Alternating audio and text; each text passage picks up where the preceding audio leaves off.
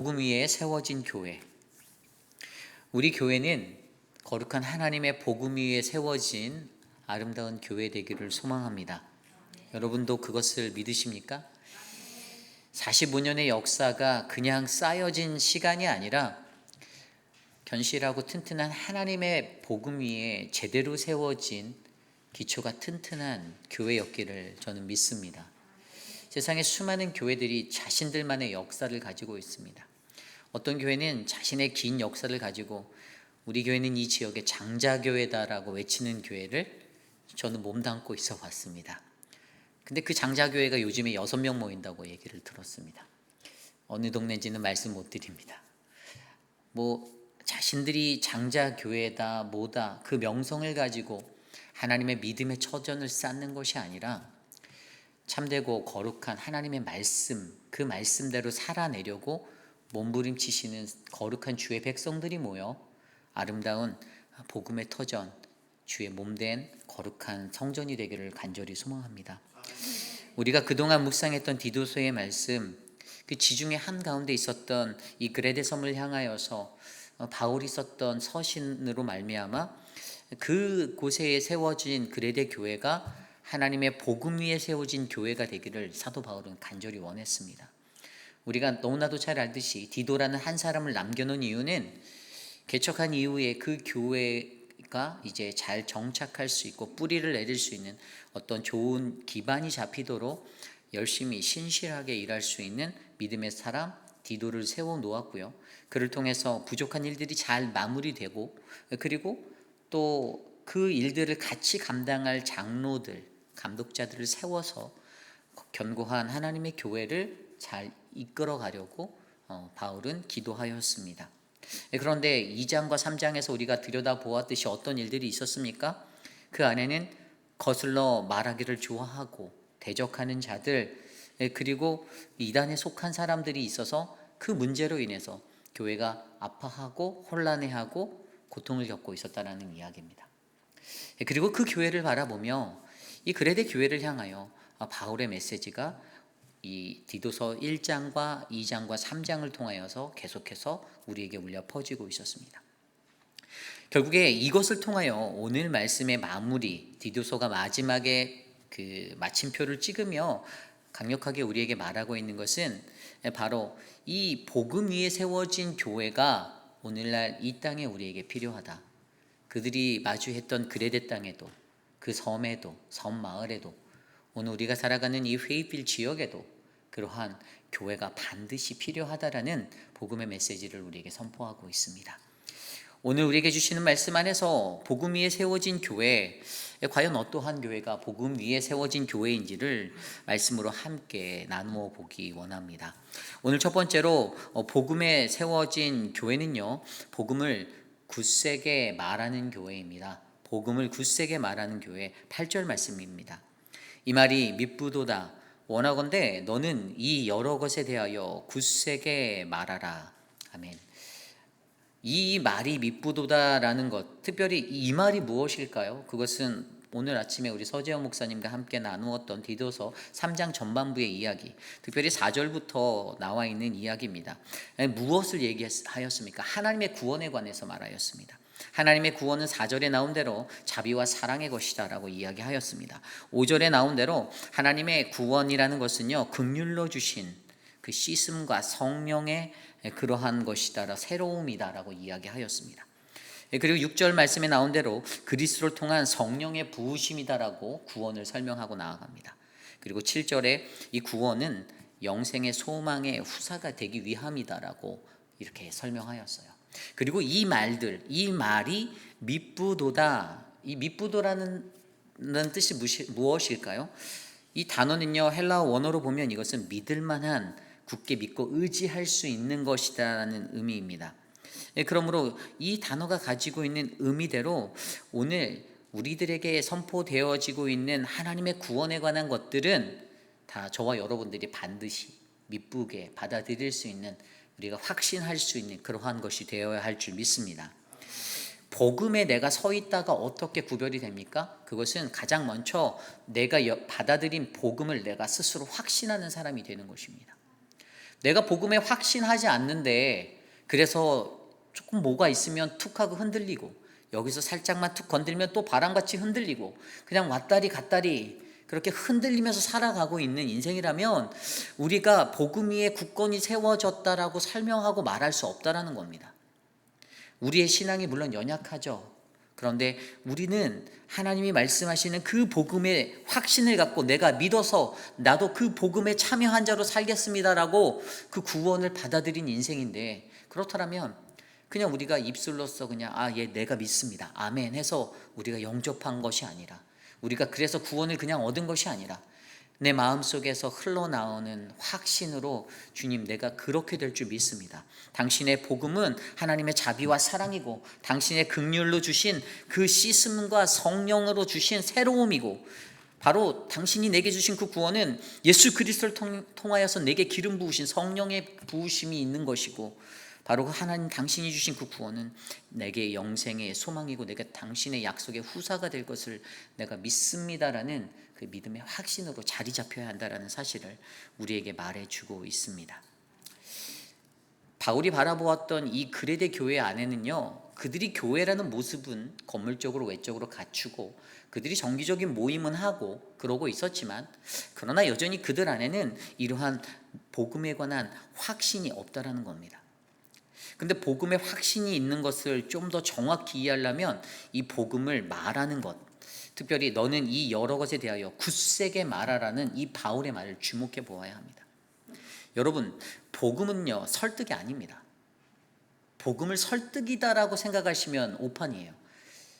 제가 여러분들과 함께 말씀을 나누고 여러분들과 신앙생활하며 제가 하나님의 말씀을 나눌 때 제가 여러분들을 설득하려고 한다라고 보십니까? 아닙니다. 저는 선포하는 것입니다. 저는 절대 여러분들을 설득할 생각이 없습니다. 여러분들에게 선포하는 거예요. 이건 하나님의 말씀입니다. 하나님의 말씀은 선포입니다. 프리칭이라고 한 거 제가 지난 주일에 설명드렸잖아요. 프리칭이라는 것은 그냥 선포 그 자체입니다. 내가 여러분들을 퍼슈웨이드 하기 위해서, 설득하기 위해서 예수를 믿으셔야 합니다라고 말하는 대목이 아니라는 사실이에요. 복음이 왜 능력인 줄 아십니까? 복음은 사람들의 비위를 맞추는 하나님의 말씀이 아니기 때문입니다. 복음이라는 하나님의 메시지는요, 우리들에게 선포로 다가오는 그러한 것입니다. 그런데 요즘 이 시대를 살아가는 많은 사람들이 어떻습니까? 저부터도 논리적으로 살아가요. 머릿속으로 계산합니다. 논리적으로 이게 앞뒤가 정확히 맞고 정확한 요건들과 모든 것들이 코헤런시가 잘 일어나서 조목조목 딱 맞았을 때 납득이 되면 오케이, I can accept it, 나는 받아들일 수 있어라고 할 수 있죠. 그런데 그것이 일어나지 않으면 수용하지 않는다라는 것입니다. 이게 인간이 가지고 있는 지식과 자신의 머리 가운데 계산된 복음이라는 것이에요. 하지만 하나님의 복음은 우리에게 선포된 복음임, 그 캐리그마 그 자체임을 우리가 믿으셔야 합니다.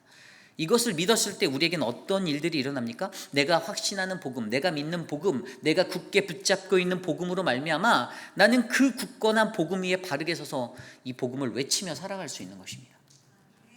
하나님의 복음, 아까 밑부도라고 표현한 그 구원, 하나님의 구원이 밑부도다, 이 말은 믿을만하다, 하나님의 구원은 믿을만하고 굳게 믿고 의지할 수 있는 것이다라는 그 확신이 내게 있다라면, 오늘 이 시대를 살아가는 저와 여러분들 우리들의 삶 속에서도 복음 위에 세워진 교회의 한 구성원으로서, 하나님의 복음의 사람으로서 이 복음을 굳세게 붙잡고 나아가시는 우리 모두가 될 줄 저는 믿습니다. 어떻게 하면 그런데 여기서 한 가지 또 생각해 보게 만드는 것이 있어요. 이 굳세게 말하고자 하는 것을 왜 굳세게 말하라나 하고 그 뒤에 구절을 보니까 하나님을 믿는 자들로 하여금 조심하여 선한 일을 힘쓰게 하려 함이다라고 설명합니다. 하나님을 믿는 사람들로 하여금 조심하여 선한 일에 힘쓰게 한다. 그리고 그 뒤에 보면 이것이 아름답고 매우 유익한 것이다라고 설명하고 있습니다. 내가 복음을 굳세게 선포하는 것은 하나님을 믿는 모든 사람들로 하여금 조심스럽게 그 선한 일에 동참하게 만드는 것이 됩니다. 여기에서 복음의 선포가 무엇일까요? 굳세게 말하는 게요, 우리의 입술로만 터져 나가는 것일까요? 아닙니다. 우리의 말과 행동과 합하여서 같이 나가는 거예요. 복음의 사람답게 살아내는 것, 구원에 합당한 자들로서의 모습으로 살아가는 그 모습이 바로 복음의 선포가 된다라는 것입니다. 그러므로 그렇게 해서 어떤 일을 하려고 한다고요? 주변에 있는 다른 사람들이 그것들을 보고 조심스럽게 그 하나님의 선한 일에 내가 동참하려 한다, 내가 그 복음에 참여하려 한다라는 이 모습들을 더하여 준다라는 것입니다. 그리고 이것이 매우 아름답고 유익한 것이다라고 설명합니다. 오늘 우리들의 삶을 점검해 보길 원합니다. 우리들은 복음을 굳세게 말하고 계십니까? 이 복음을 굳세게 전하고 계신가요? 나의 말과 행동, 삶의 모든 부분에서 하나님을 믿는 사람들이 조심스럽게 선한 일을 할 수 있도록 그 교두보를 잘 놓고 계신가요? 아니면 그냥 인간적인 관계의 친밀함의 끈끈함을 놓치기 싫어서 하나님과는 동떨어진 것을 가지고 화제로 삼고 인간적인 것들을 내게로 시선을 돌리게 하기 위해서 그들의 비위를 맞추고 그들의 분위기를 파악하고 그렇게 살고 계십니까? 어떠한 것이 하나님의 복음을 굳세게 말하는 것인지를 조심스럽게 돌아보시기를 간절히 소망합니다.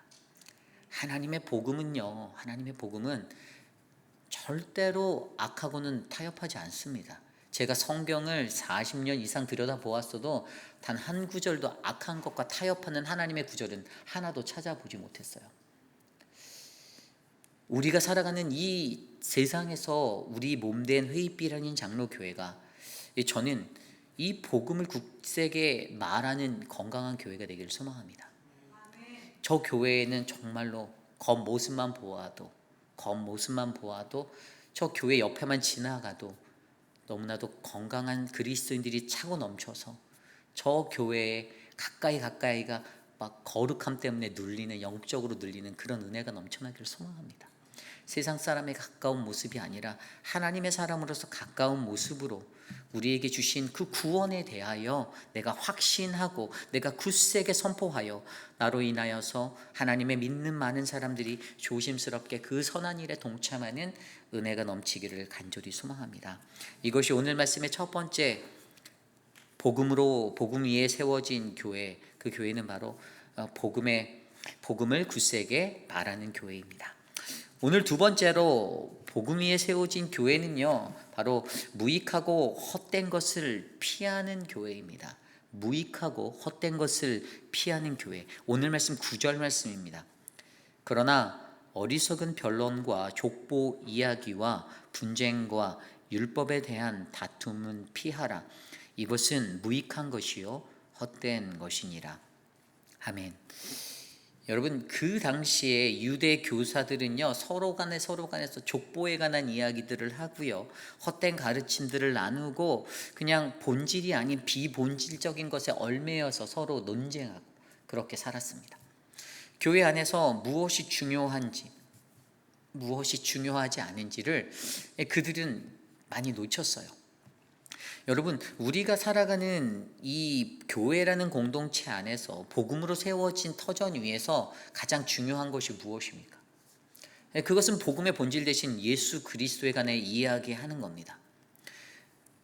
여러분들 교회에 모였을 때 어떤 이야기들을 주로 하시죠?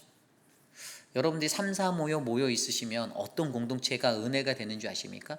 제가 지나가다가 이렇게 찬양팀들이 모여 있으면 찬양에 관해서 막 이야기하면서 이 찬양들을 너무 은혜가 돼요. 그들의 실력과 이런 것들을 다 떠나서 그냥 그 찬양 곡이 어떤 곡인지, 제가 이렇게 말씀을 준비할 때마다 찬양팀에게 설교 후 찬양을 부탁드리는데 제가 늦게 드릴 때가 있어요. 오늘 같은 경우도 늦게 드렸는데 원체 기본이 탄탄하시니까 또 연습을 안 해도 충분히 잘 하시겠지만 그 곡을 알기 위해서 몸부림치시는 몇몇 분들이 계십니다. 되게 좋은 거예요. 어떤 곡이 오늘 말씀 찬양으로 나누어질까를 기대하시는 거죠. 그리고 그 곡들에 대해서 쉐어링을 하시는 이야기들을 멀리서 듣게 되면 제 마음속에 평화가 찾아옵니다. 성도들이 모였을 때 그곳에서 아름다운 교회에 관한 이야기가 나오고 아름다운 성도들의 이야기가 나눠지고, 우리 교회는 이런 교회인데, 우리 교회 장로님들은 이런 교회인데, 우리 교회는 이런 목회자들이 있는데라는 선하고 덕스러운 얘기들이 넘치는 자리가 가장 유익하고 아름다운 자리라는 것입니다.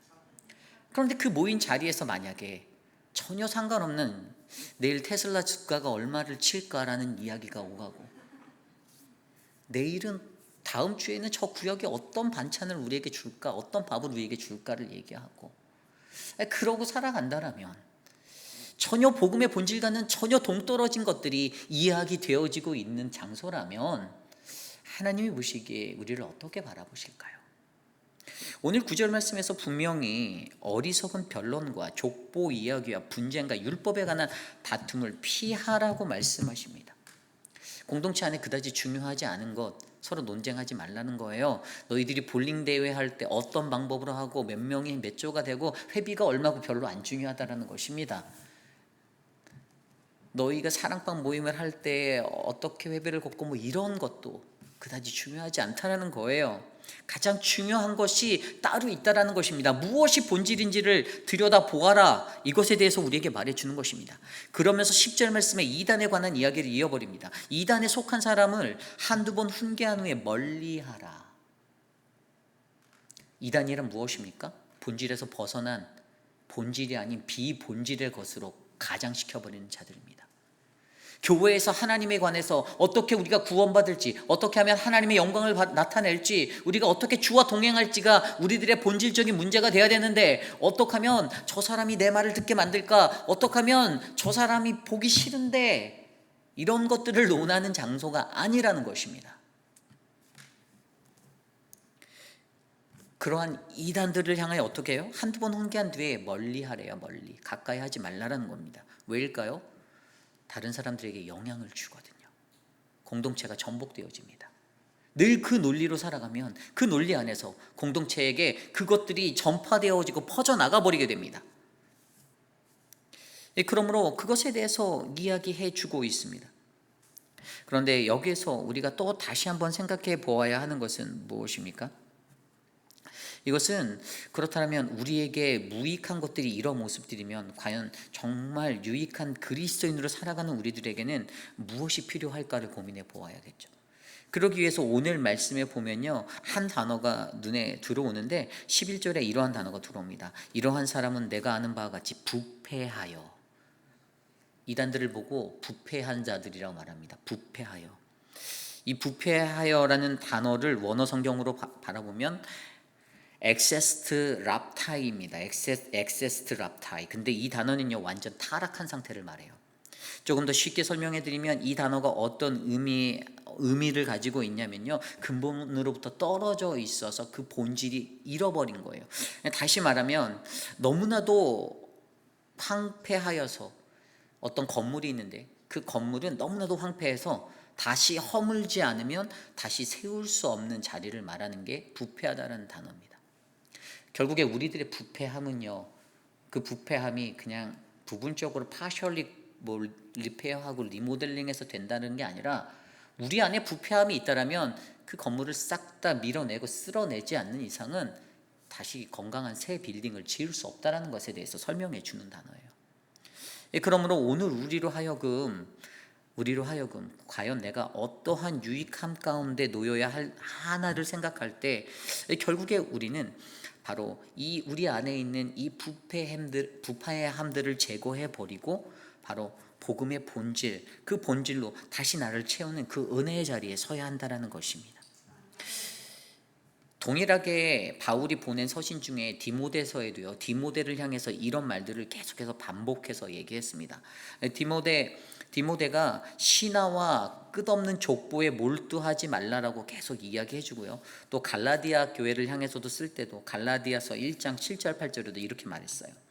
다른 복음은 없나니 다만 어떤 사람들이 너희를 교란하여 그리스도의 복음을 변하게 하려 함이라.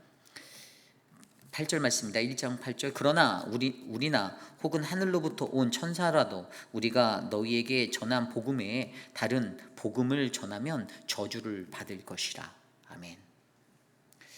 우리가 여기서 생각해야 되는 것은요, 사도 바울이 썼던 거의 많은 서신들에서 이러한 부분들, 이단에 관한 어짓된 부패된 자들에 대한 모습을 설명하며, 우리는 온전한 하나님의 복음, 어떻게 하늘로부터 온 그 복음, 우리가 전하면, 다른 것을 전하면 안 되는, 우리가 반드시 전해야 하는 복음에 대해서 생각하게 만듭니다.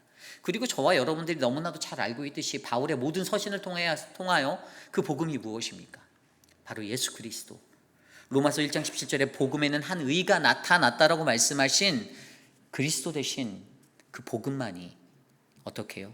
가장 유익한 것임을 우리에게 알게 하여 준다라는 것입니다.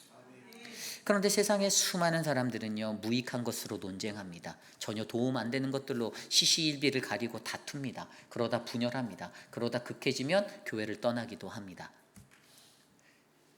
왜죠? 자신의 마음이 상했기 때문에. 하나님의 복음에 옷 입음을 받지 못한 자들이 일으킬 수 있는 모습들이고 행동들입니다. 그래서 오늘 우리에게 중요한 것은요, 우리가 만약에 복음 위에 세워진 교회로서의 삶을 잘 살아내고 있다면 우리는 무익하고 헛된 것을 피할 줄 알고 유익한 것에 우리의 모든 것을 접붙임하는 거룩한 인생이 되어야 될 줄 저는 믿습니다. 다른 것이 필요 없습니다. 그냥 하나입니다. 예수 그리스도 하나 때문에 사실 모든 것이 용납이 되고 이해가 돼야 되는 겁니다. 그런데 그것이 아직 우리 안에 온전히 세워지지 않았을 때 어떻게 해요? 우리의 공동체에는 복음 위에 세워진 교회라기보다는 여전히 인간적인, 우리들의 인간적인 것들로 충만한 교회, 그래서 겉으로만 화려한 교회, 외적으로만 충만한 교회, 그러나 어느 순간에 파도가 한번 들이닥치면 모래성처럼 쉽게 무너져버릴 그러한 연약한 교회가 되는 것입니다. 저는 오늘 사랑하는 우리 회의빛 한인 장로교회가 하나님의 복음 위에 바로 세워진 건강한 교회, 그래서 무익하고 헛된 것을 잘 분별하여 가볍게 피해내는 아름다운 교회 되기를 간절히 소망합니다. 오늘 마지막으로 복음 위에 세워진 교회는요, 오늘 마지막으로 복음 위에 세워진 교회는 선한 일에 힘써 배우는 교회입니다. 선한 일에 힘써 배우는 교회. 오늘 말씀 12절 이후의 말씀에 바울이 디도를 향하여 두 가지 부탁을 하고 있습니다. 첫 번째 부탁은 무엇입니까? 첫 번째 부탁은 니고볼리라는 그곳으로 디도를 부르는 거예요. 12절입니다. 내가 아데마나 두기고를 내게 보내리니 그때 내가 급히 니고볼리로 내게 오라. 내가 거기서 겨울을 지내기로 작정하였노라. 디도를 만나기 위해서 디도를 부르는데 그냥 부르는 것이 아니라 그가 하고 있는 사역에 끊어짐이 없도록 잘 훈련된 아마데나 두기고 둘 중에 한 사람을 보내겠다라고 이야기합니다. 여기에서 우리가 아마데라는 사람은 성경에 자료가 별로 없어요. 거의 없습니다. 전승에 의해서는 이는 루스드라의 감독이었다라고 설명되어지고 있어요. 그리고 다른 한 사람 두기고라는 사람은요, 바울과 함께 여러 번 함께 전도 여행을 떠났던 사람입니다. 사도행전에도 디모데후서에도 그의 기록들이 남아 있어요. 디모데후서 4장 1절에 보면 바울이 디모데를 불러오기 위해 에베소에서 보낸 동역자였다라고 그를 설명하고 있습니다. 아주 신실한 사랑하는 형제이며 신실한 목자이고 주 안의 동역자라고 그렇게 소개하고 있어요. 그러한 사람이 두기고였습니다. 이 둘 중에 누가 디도를 대신하여 그곳에 갔는지는 아무도 모릅니다. 성경에 안 나와 있기 때문에. 학자들은 유추합니다. 그냥 두기고를 보냈을 것 같다라고 유추하지만 그냥 유추일 뿐입니다. 그리고 두 번째로 바울이 부탁하는 장면이 나오는데 그 두 번째 부탁은 무엇입니까? 그것은 13절 이후에 나와 있는 것입니다. 율법교사 세나와 및 아볼로를 급히 먼저 보내어 그들로 부족함이 없게 하고 14절입니다. 또 우리 사람들도 열매 없는 자가 되지 않게 하기 위하여 필요한 것을 준비하는 좋은 일에 힘쓰기를 배우게 하라. 아멘. 여기에 보면 이곳으로 보내는 아볼리와 세나라는 사람이 나오는데요. 이 사람들은요 굉장히 율법적으로 학문적으로 뛰어났던 사람들입니다. 이 아볼로는요 성경에 능했던 사람입니다. 아가야와 그리고 고린도에서 하나님의 말씀을 전한 사역자로 사도행전 18장에 그의 흔적이 나와 있어요. 그리고 두 번째로 나와 있는 이 세나라는 사람, 이 세나라는 사람은요 율법학자로 나오는데요. 이 사람도 곳곳에 굉장히 하나님의 말씀을 잘 전하고 가르쳐주는 사람으로 나옵니다. 자, 그래서 중요한 것은 오늘 사도 바울이 디도에게 두 가지의 것을 부탁했는데 여기에서 제가 포인트로 하는 것은 두 번째 것입니다. 바로 세나와 아볼로를 급파하면서 그들에게 뭐라고 부탁하였습니까? 그들로 부족함이 없게 하라라고 말합니다. 이게 무슨 뜻일까요? 성경에 나와 있는 이 의미가 무엇일까요? 이것은 자기가 파송해서 보낸 그 사역자들을 경제적으로 어려움 없이 너희가 지원해 줘라, 이러한 의미입니다.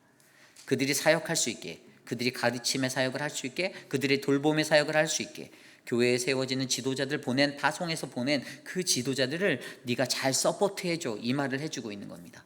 그리고 14절에 나온 대로 또 우리 사람들도, 이거는 성도들을 말하는 거예요. 그 그레데 교회에 있는 성도들도 열매 없는 자가 되지 않게 하기 위하여 필요한 것을 준비하는 좋은 일에 힘쓰기를 배우게 하라. 이게 뭐냐면 이 두 사람을 보낼 때에 이들을 경제적으로 지원하고 하는 것이 바로 성도들의 열매로 그들의 헌신과 수고로 채워지게 하라는 겁니다. 그들을 트레이닝 시켜라, 이거예요. 이것이 중요한 포인트입니다. 그들로 하여금 너 혼자 돕지 말고 같이 하고 있는 너의 성도들이 어떻게 해요?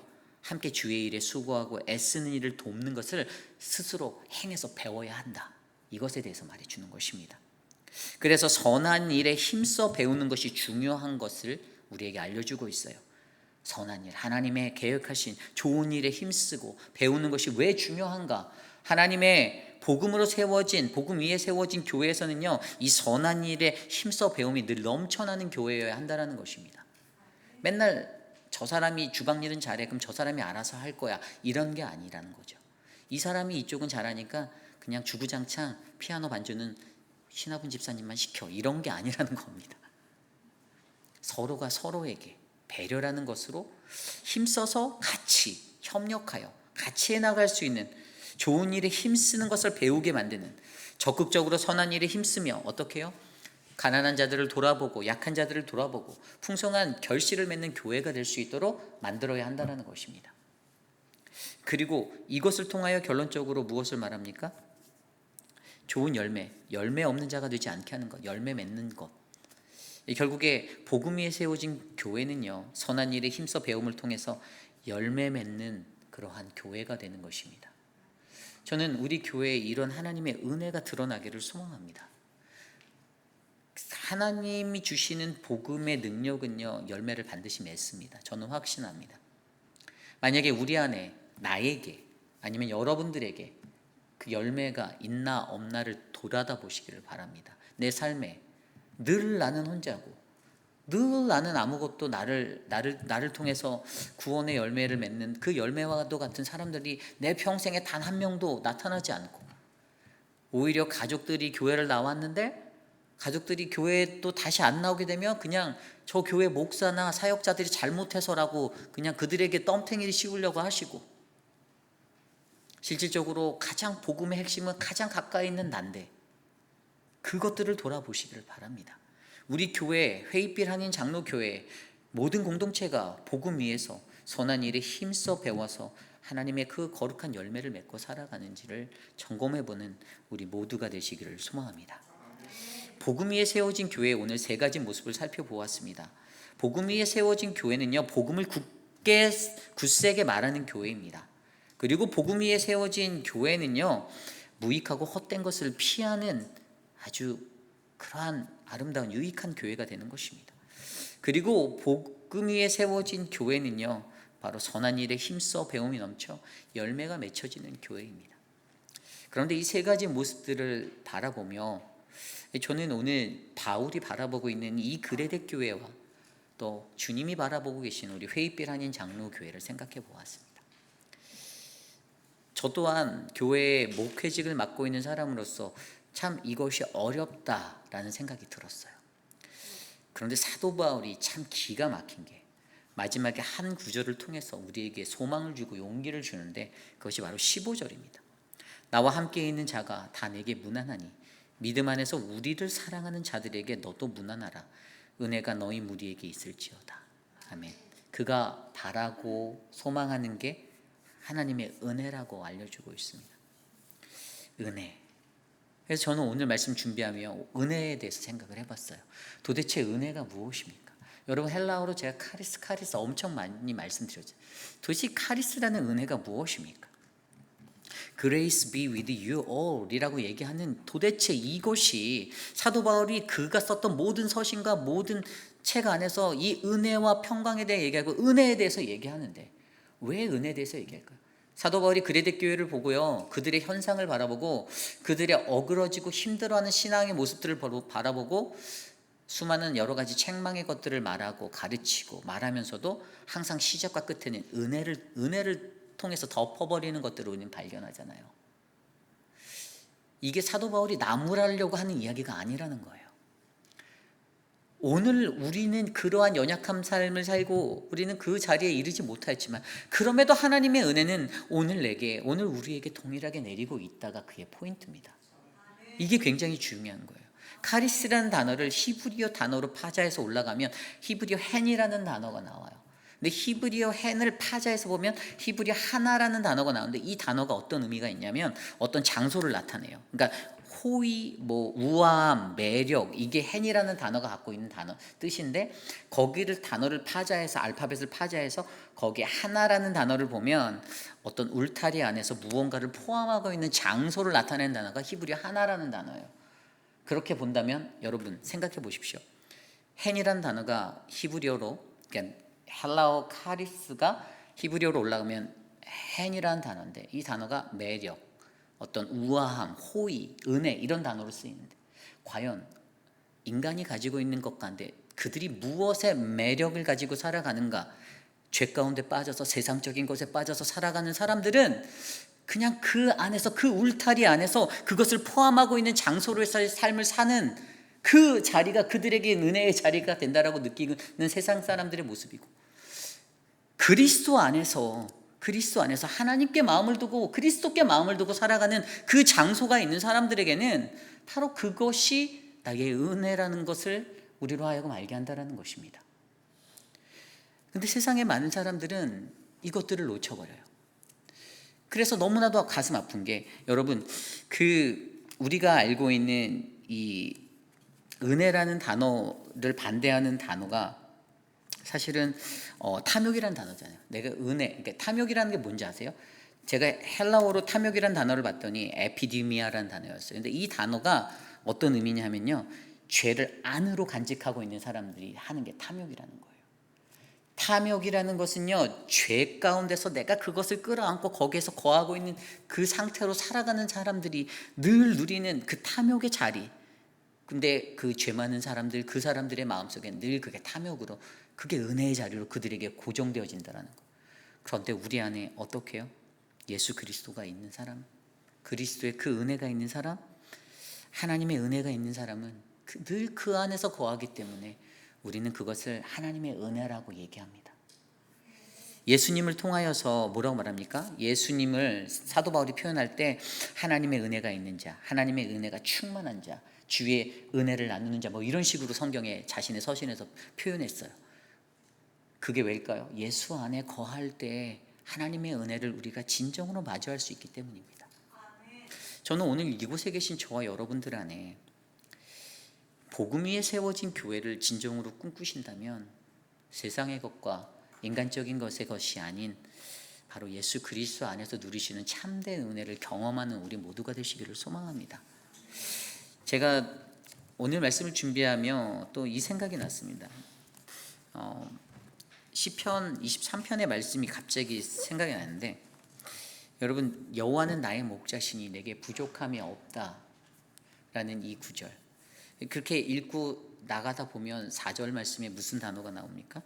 내가 사망의 음침한 골짜기를 다닐지라도 해를 두려워하지 않는 것은 주께서 나와 함께 하시니라.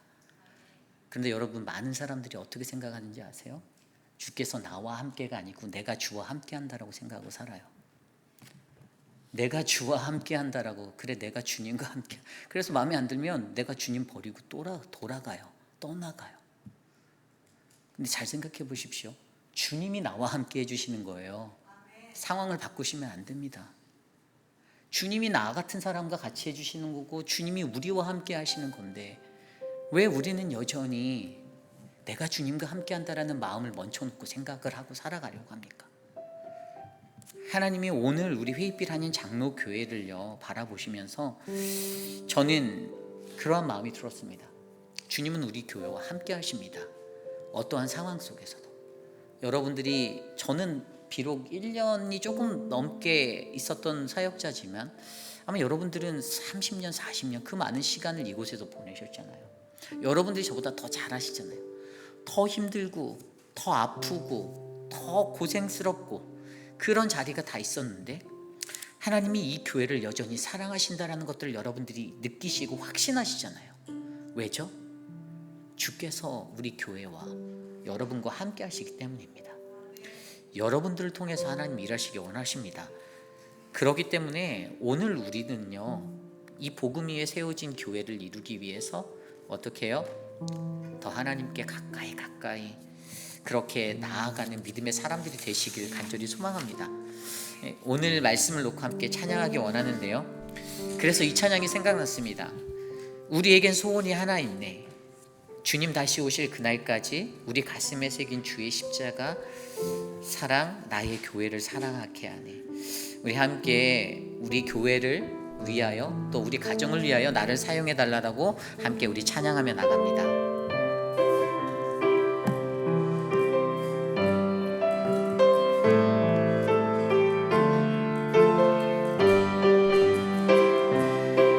우리에게 소원이 하나 있네.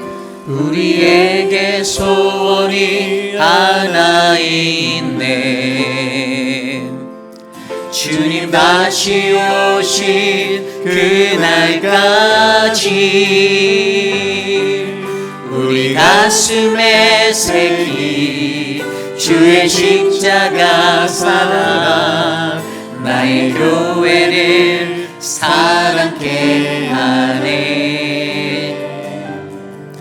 주의 교회를 향한 우리 마음, 희생과 포기와 가난과 고난, 하물며 죽음조차 우릴 막을 수 없네. 주의 교회는 이 땅에 임하. 교회되게 예배 되게 우릴 사용하소서. 진정한 부흥의 날 우리 임하도록 우릴 사용하소서. 우리 처음부터 다시 할까요?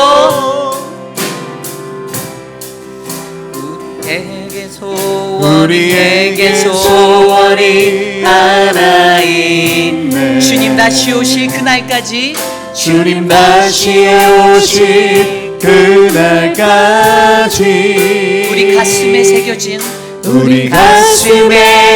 주님의 십자가를 바라봅니다. 주의 십자가 사랑, 나의 교회를 사랑케 하네. 주의 교회를 향한 우리 마음, 희생과 포기와 가난과 고난, 하물며 죽음조차 우릴 막을 수 없네.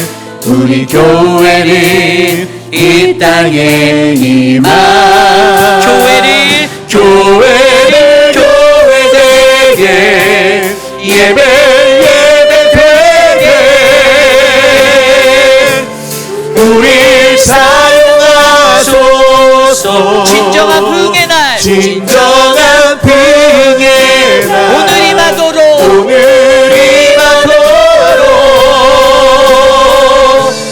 우릴 사용하소서. 성령 안에서 예배하리라.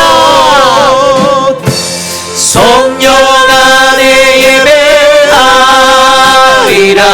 자유의 마음으로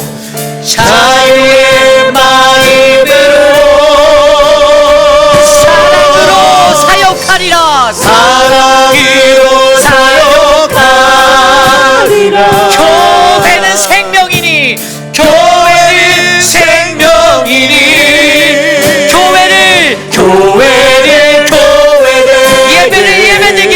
예배되게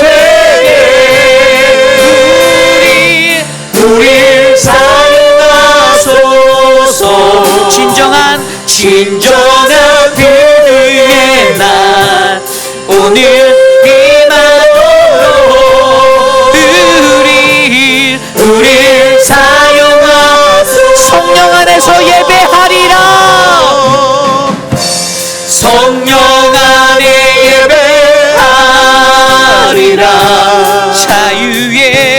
자유의 마음으로 사랑으로 사역하리라. 교회는 생명이니 교회되게 예배되게 우릴 사용하소서. 진정한 풍의 날 오늘 임하도록 우릴 사용하소서. 교회되게 예배되게 우릴 사용하소서. 진정한 부흥의 날 우리 임하도록 우리 사용하소서.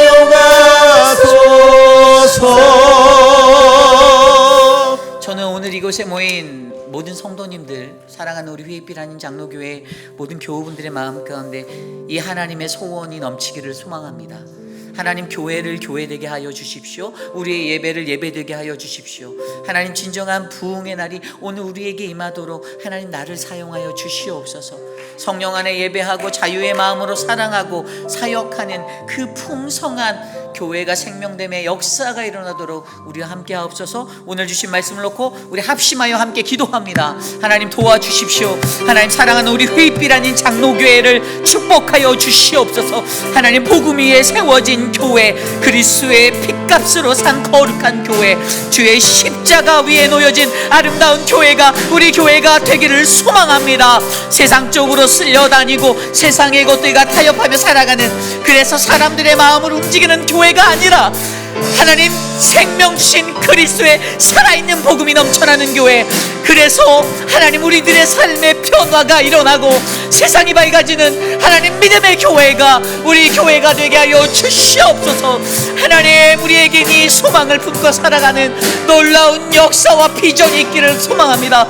하나님, 도와주시옵소서. 역사하여 주시옵소서. 일하여 주시옵소서. 주님, 다스려 주시옵소서. 우리 이 시간에 같이 기도할 때 우리 미스터 체리를 위해서 기도해 주시기를 바랍니다. 원래 오늘 이제 의사가 저녁에 와서 아마 그 튜브를 이제 빼려고 가족들이 결정한 대로 진행을 하려고 했는데, 아까 예배 전에 이제 통화했는데 아직 의사가 안 와서 오늘 안 될 것 같다고 말씀을 하셨습니다. 사랑하는 가족을 주님께 올려드리는 그 마음이 얼마나 아플지 아마 여러분들도 잘 아실 거예요. 기도해 주시기를 부탁드립니다. 우리 오수석 집사님의 마음 가운데 남편이 일어나지 못하는 게 본인의 책임이라는 죄책감에 사로잡혀서 머뭇하시는 우리 사랑하는 오수석 집사님, 그러지 않은 하나님의 사랑으로 잘 안아주실 수 있도록 주님 최선을 다하셨는데, 정말 최선을 다하셨고, 진짜 수술 받기 전부터 의사랑 상담해보고 수술만 하면 저한테도 전화로 그러죠. 그냥 간단한 수술이래요 라고 얘기하셨는데, 한참도 내다볼 수 없는 우리들의 인생이기에 그 결과는 오직 하나님께 맡기는 것을 우리가 또 배우게 됩니다. 그러므로 우리 같이 기도해 주십시오. 오석 집사님과 우리 미스터 최리의 영혼을 위해서, 그 가족들을 위해서, 그리고 또 우리 한영숙 집사님, 저랑 서지영 목사님 주일날 신방을 다녀왔는데, 그때 이제 폐렴 증상으로 이제 이렇게 벤틸레이션 같이 이렇게 튜브를 코에다 꽂고 계셨어요. 근데 제가 이제 오늘 연락을 또 서 목사님 통해서 들었는데, 안익 수사님이 이게 이 폐 문제가 아니 이제 심장의 문제인 것 같아요. 부정맥인 것 같아요. 이게 계속 널뛰기 뜨듯이 뛰고, 그래서 의사가 너는 지금 폐가 문제가 아니고 심장의 문제다라고 얘기를 하셨나 봐요. 내일 굉장히 디테일한, 굉장히 거의 고난이도에 또 이렇게 검사를 좀 하시려고 하나 봐요. 그래서 그 모든 것들을 위해서 같이 중보해 주셨으면 좋겠습니다. 우리가 할 수 있는 건 기도밖에 없습니다. 그 외에도 생각나는 우리 사랑하는 송현숙 장로님을 위해서도 많이 좋아지셨어요. 원활하게 너무나도 컨버세이션도 잘 되시고, 장로님 위해서 기도해 주시고, 또 그 외에 기억나시는 사랑하는 우리 많은 분들 계시죠? 함께 이 시간 위해서 기도하겠습니다. 하나님 도와주십시오. 사랑하는 분들을 위하여 하나님 기도드립니다. 인간이 무엇이간데 주께서 우리를 사랑하셔서 하나님 그 인간의 모든 생사화복이 주의 손에 달려있고, 하나님 우리의 생각과 우리의 생명이 다 주의 것임을 우리가 인정케 하여 주시는 하나님 주의 은혜를 구합니다. 하나님 우리의 입으로는 아무것도 할 수 없기에 하나님 사랑하는 분들을 붙잡아 주시기를 소망합니다. 미소 체리의 삶을 주께 붙잡아 주시고, 사랑하는 오석 집사님 위로하여 주시고 힘을 주시고 붙잡아 주시기를 소망합니다. 하나님 우리 안영 집사님 축복하여 주십시오. 하나님 도와주십시오. 주여 만져주시옵소서. 주님 우리 송현숙 장로님을 붙잡아 주십시오. 하나님 우리 미스터 드레이크를 축복하여 주시고 붙잡아 주시옵소서. 하나님 모든 장로님을 축복하여 주십시오. 하나님 우리 유강현 집사님, 하나님 우리 나춘자 권사님, 김옥순 권사님 붙잡아 주시옵소서.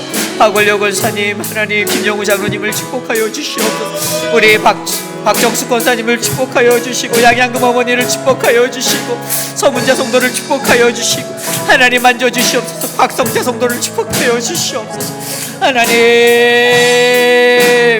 주여 우리 효진 집사님을 축복하여 주십시오. 하나님 만져주십시오. 주님 다스려 주시옵소서. 하나님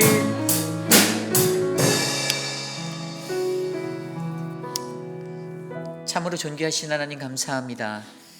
하나님 비가 내리는 이 저녁에도 하나님의 말씀을 사모하여 거룩히 주의 존전에 나와 예배드린 믿음의 권속들에게 하나님이 주시는 은혜가 날마다 차고 넘치기를 간절히 소망합니다. 세상에 널려있는 수많은 교회 가운데 하나님 우리 교회는 사도 바울이 바라보고 원했던 그 소망의 교회가 되기를 소망합니다. 하나님 그레데 섬에 있었던 그 작은 교회에도 하나님 사람들의 그 여러 가지 생각의 차이와 관점의 차이로 얽히고 설키고 본질이 아닌 비본질로 서로 다투고 원망하며 살아가던 그때가 있었는데, 하나님 오늘 이 시대를 살아가는 이곳에 놓여진 우리 교회에는 하나님의 본질만 바라보고 살아가는 복음의 거룩한 교회 되게 인도하여 주시옵소서. 사랑하는 분들을 주의 손에 올려드립니다. 치료자 되시는 여호와 라파의 하나님께서 만져주시고, 하나님 그들의 생명을 주관하여 주시는 분께서 다스려 주셔서 하나님 회복과 은혜가 충만한 삶으로 다시 일으켜 주시옵소서. 위로가 필요한 자들에게 위로를 베푸시며, 하나님 주의 치료의 강선을 바라여 하나님 회복하셔서 하나님 다시 한번 주를 향해 열심히 달려갈 수 있는 거룩한 믿음의 백성으로 뛰게 하여 주시옵소서. 지금은 우리 구주 예수 그리스도의 무한하신 은혜와 그 크신 하나님의 사랑하심과 성령 하나님의 감화감동 교통하심의 역사가 오늘을 살아가는 우리들이 마주하는 그 복음을 내가 품어 예수 그리스도의 생명으로 내가 안고 살겠습니다. 그래서 하나님 사랑하는 몸된 거룩한 교회가, 우리 회입길 아닌 장로교회가, 사랑하는 내 가정이 늘 주님과 함께하는 거룩한 공동체 되게 해주시옵소서라고 간구하는 사랑하는 믿음의 권속들 머리머리 위에, 오늘 이 자리에 나와 주께 예배드린 믿음의 권속들 머리머리 위에, 자녀와 가정과 삶의 터전 위에 지금으로부터 영원토록 함께 하시기를 간절히 축원하옵나이다. 아멘.